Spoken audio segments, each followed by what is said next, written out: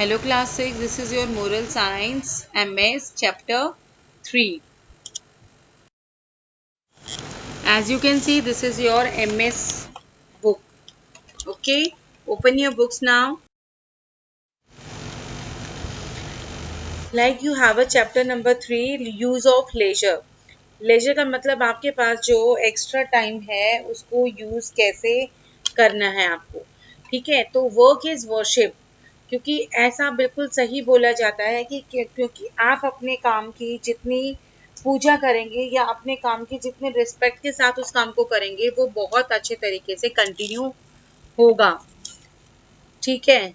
Like अ machine, machine की तरह भी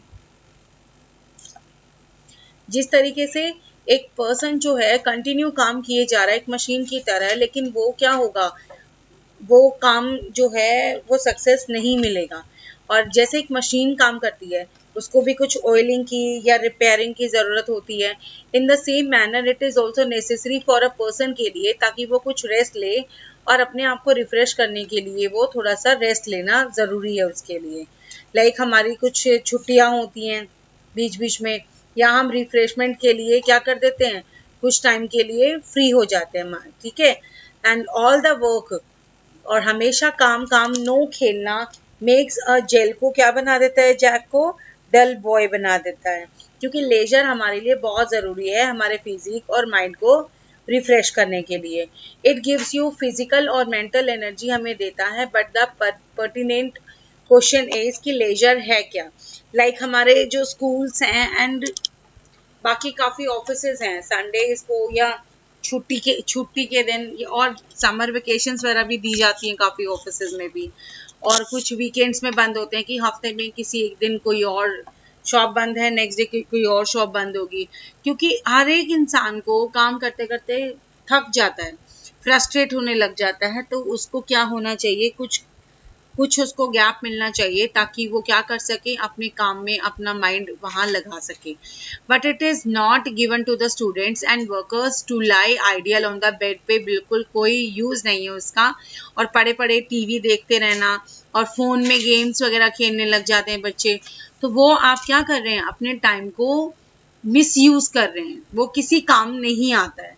and they are given to them so that they can refresh, और आप उसको ये दे रहे हैं कि ताकि वो रिफ्रेश हो सके फ्रॉम देयर मेंटल और फिजिकल जो फटीग है, फटीग क्या होते हैं, टायर्डनेस, जो बहुत थकान हो जाती है। और जब ये बच्चे घर की तरफ आते हैं in a healthy state of physique and mind में, ठीक है। लेजर इज एसेंशियल, क्यों है, क्योंकि वो हमारी लाइफ को हैप्पी और हेल्दी बनाती है। And not make it dull and lethargic. Lethargic क्या होती है, लैक ऑफ एनर्जी की, जब हमारे बॉडी में बहुत कमी हो जाती है और जब हमारी बॉडी कह रही है कि हाँ मैं अब कुछ नहीं कर सकता, मुझे कुछ काम करने के लिए चाहिए। Sunday is a holiday for you, so you have freedom from the school, से आपको जब छुट्टी मिलती है, okay. But this is not a day to lie in the bed, पे लेटने के लिए नहीं है पूरा दिन। आपको अपने आप को फिट रखने के लिए या तो सुबह उठिए, मॉर्निंग वॉक पे जाइए, नेचुरल जो चीज़ें हैं फिनोमिनन आपके आसपास के ग्राउंड में, फुटबॉल उनको देखिए, फुटबॉल खेलिए अपने दोस्तों के साथ, गार्डनिंग कीजिए, वाटरिंग द प्लांट्स कीजिए अपने लॉन में, और अपने जो भी पेंडिंग आपके हैं, जो आपके बुक शेल्फ वगैरह ठीक करना एक्सेट्रा एक्सेट्रा, बहुत काम ऐसे होते हैं। या अपनी आप बाइसिकल को वॉश कर सकते हैं, फादर को गाड़ी को साफ करने में हेल्प कर सकते हैं, and many other changes. Cover the cover of your books later on, जैसे आप क्या पिकनिक चले गए, विजिट अपने फ्रेंड के पास घूमने चले गए, बहुत सारी चीज़ें हैं बेटा। आप अगर कुछ भी सोचें कि आप अपने उस टाइम का बहुत सही तरीके से आप उसका इस्तेमाल कर सकते हैं। In fact if you plan your time को अगर वेल डिफाइंड, अगर डिसिप्लिन तरीके से करेंगे तो आपकी वो छुट्टी भी बहुत बढ़िया बीतेगी। And when you are tired, और थक चुके हैं आप खेल खेल कर, तो अपने वॉक पे चले जाइए ताकि आपका माइंड थोड़ा फ्रेश हो सके। And just read a book when you are tired of doing homework, तो कोई एक बुक लेके आप अपने आप का माइंड फ्रेश करने के लिए, टाइम पास के लिए आप बुक्स पढ़ेंगे तो भी आपको कुछ ना कुछ नॉलेज पड़ेगी, ठीक है।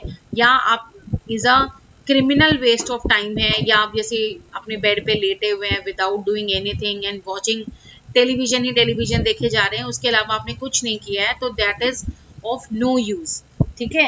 And leisure time is the best time है आपका, ताकि आप अपनी बॉडी, अपनी हॉबी जो है आपकी, उसको आप सही रूप देख सकें। A hobby is an activity है जिसमें आप इंटरेस्ट के अकॉर्डिंगली अपना कोई भी काम कर सकते हैं, and there are a number of hobbies from which you can choose from as per your as a hobby is an activity in which you take interest, जिसमें आप लेते हैं वो ही आपकी हॉबी होती है। And there are a number of hobbies होती हैं from which you can choose as per your interest के अकॉर्डिंगली, और collecting some books, stamp, matches and pictures, photography, हर इंसान की अलग अलग हॉबी होती है।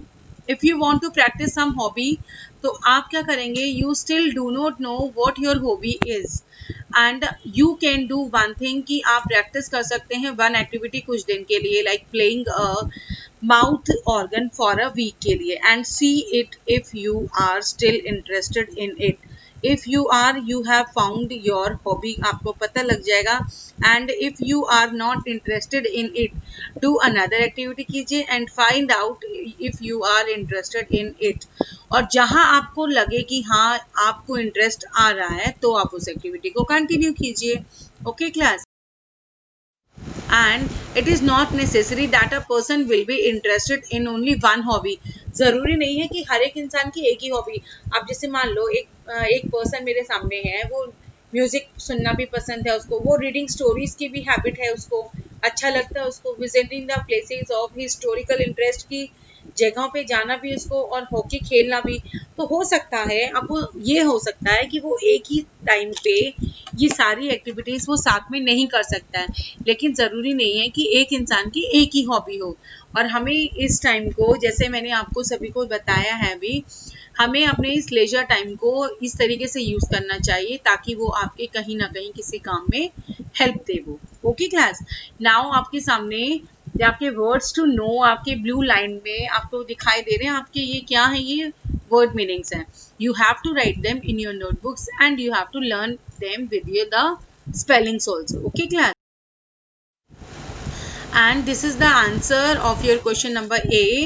B question you have to do by your own self, because B is 5 activities जो आप अपने खुद से करना चाहते हैं, या आप अपनी मर्जी से सभी लिखेंगे, ठीक है।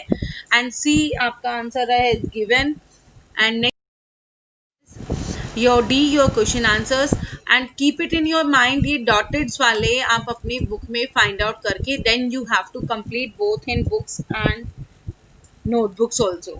okay, and your next page is oral skills are there on your page number 19। आपको दिखाई दे रहे हैं, ये आपके 4 क्वेश्चंस हैं, आप इसको यहाँ से कंप्लीट करेंगे। और एक चीज़ और मैं आपको होमवर्क में देती हूँ, ये आपका name these leisuring time activities with the help of given pictures. ये आपके बुक में, आपकी जो बुक है आपकी MS की, पेज नंबर 19 पे देखेंगे कुछ बुक्स, ये आपकी एक्टिविटीज़ आपको दिखा रहे हैं, ये बच्चे क्या कर रहे हैं। आपको इन एक्टिविटीज़ को नीचे जो ब्लैंक बॉक्सेस दिए हुए हैं यहाँ आप कंप्लीट करेंगे खुद से। Okay class.